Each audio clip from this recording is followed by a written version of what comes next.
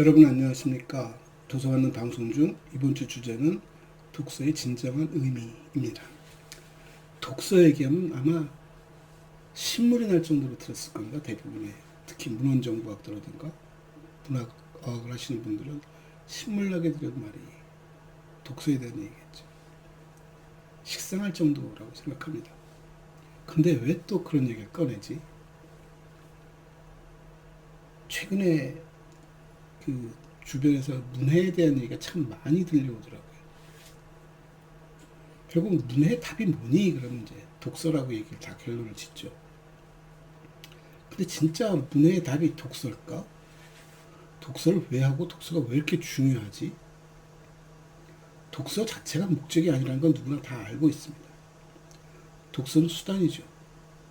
그럼 무엇을 위한 수단이고 왜 독서를 해야만 할까에 대한 당위가 존재하지 않으면 사람들은 뭐 해도 그만 안 해도 그만 하겠죠. 아마 최근 들어서 출판량은 늘어난 데 비해서 독서량 줄어들고 독서 인구가 감소하고 있다. 그런 얘기 주변에서 많이 들으셨을 거라고 봅니다. 왜 그런 일이 일어날까? 독서가 중요하지 않아서일까?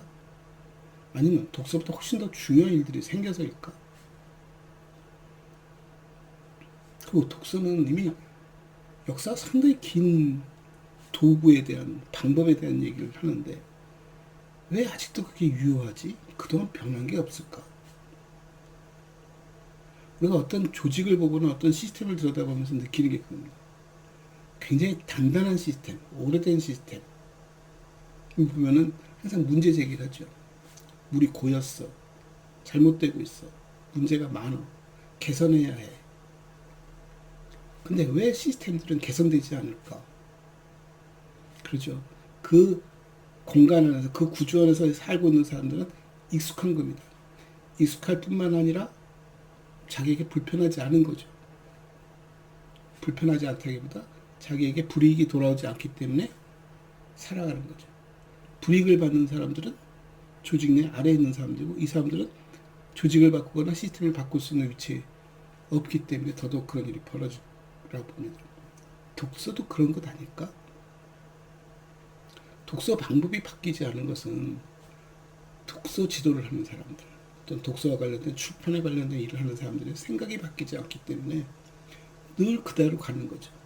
다만 조직과 시스템, 그거가 다른 건 뭐니 하면 굳이 내가 거기에 올인할 필요가 없어 하는 소위 수혜자들, 독서를 해야만 하는 젊은 어린 학생들, 우리 서서히 독서에서 빠져나오고 있다.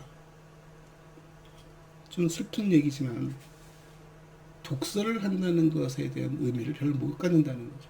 왜냐하면 독서가 다 좋다 하더라도 갖고 있는 가장 큰 취약점이 뭐냐면 시간이 필요해. 그리고 몰입할 수 있는 자기 거기 굉장히 깊게 몰입할 수 있는 그런 자세가 필요한데 그 실은 둘 다 어려운 거거든요. 특히 어린 아이들에게는 약간의 시간만 경과해도 금방 자세가 흐트러지고 딴 생각을 하게 되고 소위 말하는 이렇게 헛짓거리를 하게끔 되어 있고 그 시간이 필요한 일들 곰곰이 곱씹어 볼 수 있는 일들에 대해서 귀찮은 거. 왜 그런 일이 생겼을까라고 놓고 보면 수천 년 우리 소통의 역사 속에서 인간은 처음에는 문자도 없었고 소리가 있다 하더라도 그 소리가 서로 상호 간에 소통할 만큼의 어떤 약속도 잘 안 돼 있던 시대에는 그냥 동물들처럼 깨끗이 소리 지르고 뛰어다니고 그냥 눈치껏 행동했겠지. 그러다 집단을 이루게 되고 소위 사회화 현상이 나타나서 소통이 필요하게 되고 소통을 위해서 언어가 생겨나기 시작했고 그 언어를 통해서 서로 의사 전달하고 거리가 멀어지고 공간이 넓어지면 넓어질수록 소리로 해결하는 몸짓 발짓 도구를 쓰기도 했겠죠. 지금 또 배에 가면 배에서는 수신호, 수기로 색깔, 모양을 가지고 의사 전달을 한답니다. 그게 가장 정확한 방법이겠죠. 결국 커뮤니케이션에 들어가보면 그런 얘기가 있습니다. 내가 전달하고자 하는 의도와 목적이 저 사람에게 정확하게 전달되는 데는 어떻게 해야지? 일단 불확실성을 제거하는 것이 가장 좋겠죠. 기호가, 색깔이 명확할 필요가 있다는 것이죠. 근데 그렇게 단순한 것은 쉽게 전달하는데 점점 복잡해지면 복잡해질수록 어렵다는 겁니다. 우리가 알고 있는 수화라든가 우리가 알고 있는 속기라든가 이런 것들을 보면은 우리가 쓰고 있는 어휘, 우리가 알고 있는 표현들을 100%다 표현하지 못합니다. 왜냐하면 이 어휘라는 것, 말이라는 것, 언어라는 것은 하루아침에 만들어진 것이 아니라 수만 년의 역사를 지고 있기 때문에 그 속에서 이루어진 것들을 도구로서 만들어진 속기라든가 수화라든가 이런 것들은 100% 그걸 표현해낼 수 없다는 것이죠. 더군다나 표현하는 방법이 굉장히 도구적으로 제한적일 때는 힘들다는 겁니다. 거기에 비하면 언어라든가 문자는 상당히 진화했고 그것을 표현할 수 있는데 상당히 뭐랄까 잘 정비되었다. 그럼에도 불구하고 사람이 전달하는 제스처라든가 표정이라든가 언어라든가 이런 걸 100% 담아내기는 쉽지 않았겠죠. 그렇지만 인간은 바로 옆에 앞에 있는 사람과는 말로써 언어로 소통이 가능하지만 거리가 점점 멀어지거나 그 사람이 죽고 사후에 시간의 흐름 속에 그 사람의 생각을 전달할 수 있는 방법이 취약했을 겁니다. 우리 옛날 문자를 배우고 이런 걸 배울 때 나온 말 있잖아요. 구술, 서사, 노래. 결국 옛사람들 얘기가 노래로 발전했고 그 노래로 전달되어졌고 많은 왜곡도 있었겠죠. 변화도 있었을 것이고. 그러면서 문자가 만들어지고 필사도구가 나오면서 그 생각들을 정확하게 전달하게 되었고 이제는 직접 대면에서 얘기를 할 수 없다면 저 사람이 무슨 생각을 하고 있고 나한테 하고자 하는 말이 뭐지? 그러니까 좀 더 명확해질 필요가 있고 그것이 문자를 통해서 공간과 시간을 뛰어넘어 전달하기 위해서는 그 의도가 분명해야 한다는 것이죠. 그래서 독서가 중요하다는 얘기를 하는 것입니다. 다른 생각, 사람의 생각을 읽을 수 있고 선대의 생각을 전달받고 내 생각을 전수할 수 있는 방법 중에 하나였으니까. 지금 어떻습니까? 디지털 혁명 이후 엄청난 변화가 일어났습니다. 문자로만 소통이 가능했던 시간과 공간을 초월할 수 있던 힘이 소리, 영상, 심지어 지금 고민은 그걸 어떻게 하면 냄새까지도 전달할 수 없을까? 기술은 거기까지 간 거죠. 그러지 않습니까? 소리를 그럼 얼마나 정확하게 낼 수 있어? 얼마나 정확하게 표현할 수 있어? 소리 음색과 음성의 크기와 주변의 잡소리를 다 빼내고 그것만 추출하는 기술들. 이것도 우리가 문자를 통해 전달하는 것 똑같은 메커니즘을 갖고 갑니다. 어떻게 하면 저기서 군더더기를 빼내고 정확하게 생각을 전달할 수 있을까? 의미를 전달할 수 있고 그 사람의 감성을 그 순간의 감성을 전달할 수 있을까? 소리도 그러고 영상도 지금은 뭐 HD를 넘어선 울트라 HD 굉장히 색감도 명확할 뿐만 아니라 그걸 전달하는 정보의 양도 엄청나게 크게 되고 그걸 전달할 수 있는 압축 기술이라든가 전달 속도들 전달 정보량들이 엄청 커지면서 해결해 가고 있다는 얘기죠. 결국 우리가 문자를 만들고 필사 출판 도구를 개발하게 된 의도와 똑같은 것들이 지금 소리와 영상, 기타 것들로 지금 발전하고 있다는 거예요. 심지어 메타버스 세상 속에서는 내가 옮기지 않고도 또 다른 사람들과 소통할 수도 있고 그걸 그대로 재현할 수도 있는. 근데 꼭 독서를 해야 할까?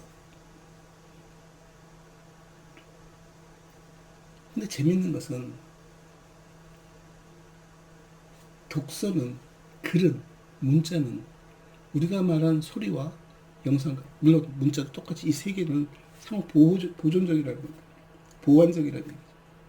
문자를 전달했을 때 그 문자의 의도를 정확하게 파악하기 위해서 사진 한 장을 붙인다든가 그림을 붙인다든가 그럼 뭐가 되는 겁니까? 문자로 전달하기 힘든 대목을 사진을 통해서 그림을 통해서 3차원적으로 그걸 들여다보기 시작했죠. 영상도 마찬가지입니다. 영상을 통해서 전달하지만 그 주고받는 사람들의 화자 또는 그 말하는 사람 또 옆에서 보고 있는 사람들의 의도들이 전부 다 한 화면에 담길 수 있을까? 아직은 평면적이죠. 그래서 거기에는 자막도 필요하고 풍선말도 달아가면서 뭘 하겠다는 겁니까?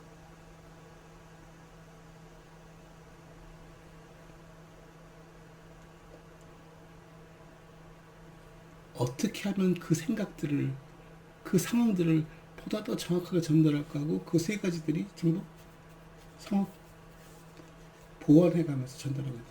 그러니까 독서는 없어지지는 않을 거라고 봅니다. 예전에 비해서 독서의 비중이 훨씬 줄었지만 사람들이 의사 전달에 이제 도구로서의 가치가 조금 달라졌겠죠. 그럼 우리가 무엇을 거기서 얻을 수 있지? 들여다보면 재밌는 것은 독서는 제가 영어 단어를 알고 알파벳을 안다고 해서 소통하기 힘듭니다. 왜냐하면 그네들이 쓰고 있는 소위 이디오, 그들이 사용하고 있는 어떤 그 현실적인 표현들이 조금씩 변하고 있기 때문에 언어는 같이 진화하고 있습니다. 살아가는 사람들과 무엇에 의해서 그 문화에 의해서 새로운 어휘가 생겨나기도 하고 기왕 있었던 어휘의 의미가 조금씩 변해가면서 내가 배웠던 시절에 내가 알고 있던 어휘와 다른 의미가 나타나기도 하고 전혀 내가 보지도 못했던 단어들이 어휘들이 생겨나는 것들도 있고 그래서 옛날 책을 읽으면 이해하기 힘들 때가 많습니다. 이게 무슨 말이지? 읽기도 버겁습니다. 부드럽지 못하고 탁탁 걸리는 느낌이죠. 이건 습관이니까요. 그래서 언어를 배우는 사람한테 특히 제 경험상 영어를 배우는 사람한테 제가 그런 얘기를 학생들한테도 가끔 그래요. 지금 내가 조금 전에 한 5분 정도 했던 얘기를 기억할 수 있냐? 그럼 알아들었다고 끄떡입니다. 알아들은 것을 넘어서서 그대로 표현할 수 있니? 못합니다. 100% 못합니다. 그걸 표현하려면 이제 글자를 들어야죠. 소리를 듣고. 그리고 그걸 외우겠죠. 그게 쉬울까요? 어렵습니다. 근데 우린 그러지 않고도 소통이 되잖아요. 왜일까?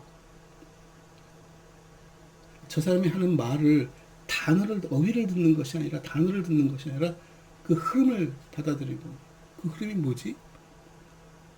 네, 그게 문화입니다. 서로 공감하고 있는 늘 습관적으로 했던 말. 그래서 어떻게 하면 말이 늘까?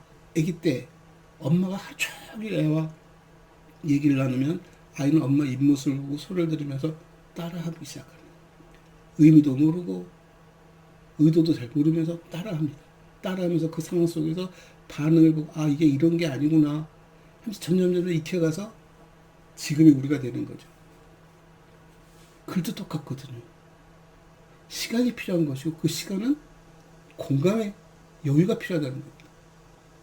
옛날 글 내가 한자를 몰라서 못 읽어. 나 러시아어를 할 줄 몰라서 못 읽어.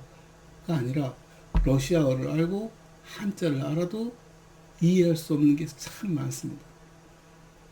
왜냐면 그 어휘들이, 그 상황들이 그려지지 않기 때문에.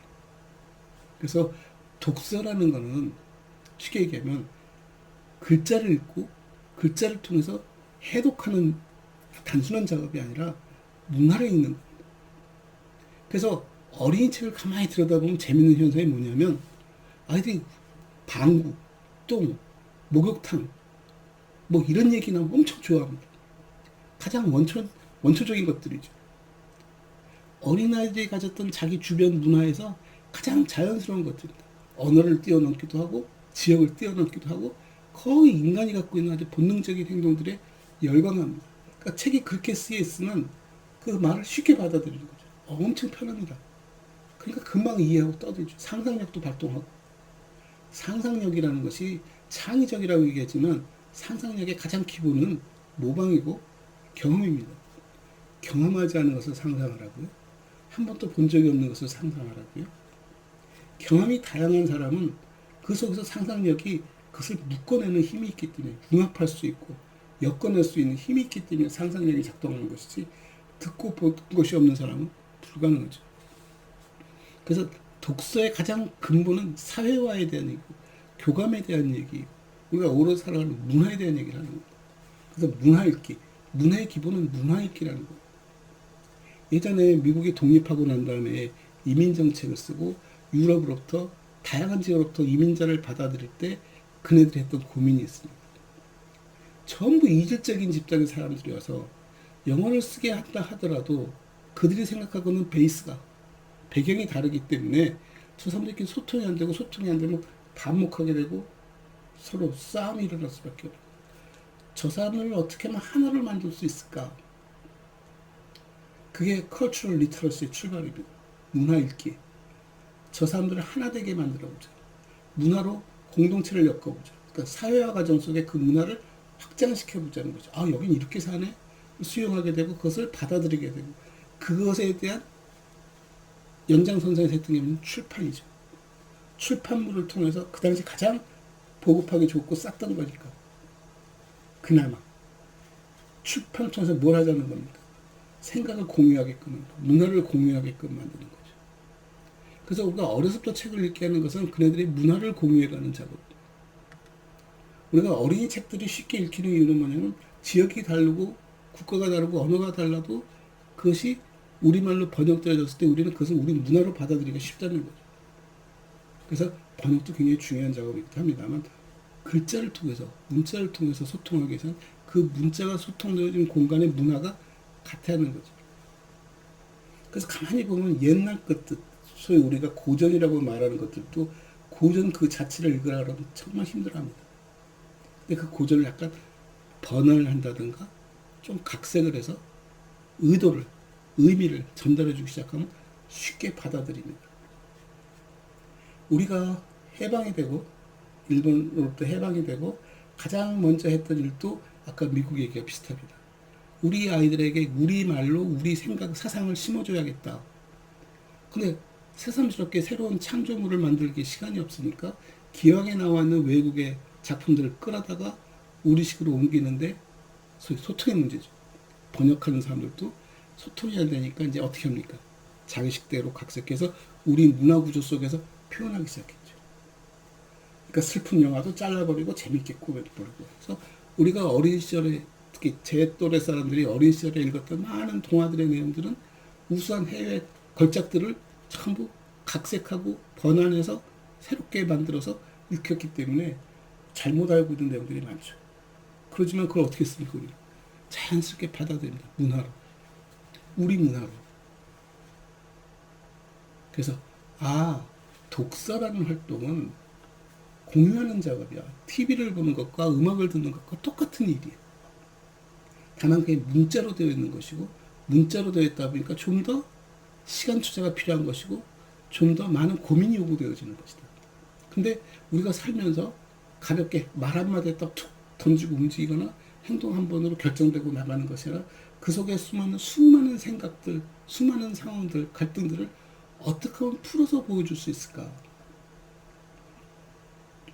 아마 그거는 직접 내가 오해를 풀어줄게 하고 만나서 얘기 나누는 시간보다 그리고 그런 것을 만드는 상황보다는 글자로 전달하는 게 훨씬 빠르고 짧을 수 있습니다.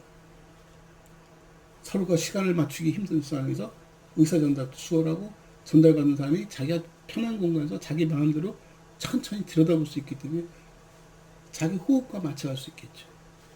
그래서 독서가 갖고 있는 장점도 많습니다만 독서를 강요하지는 않았으면 좋겠다.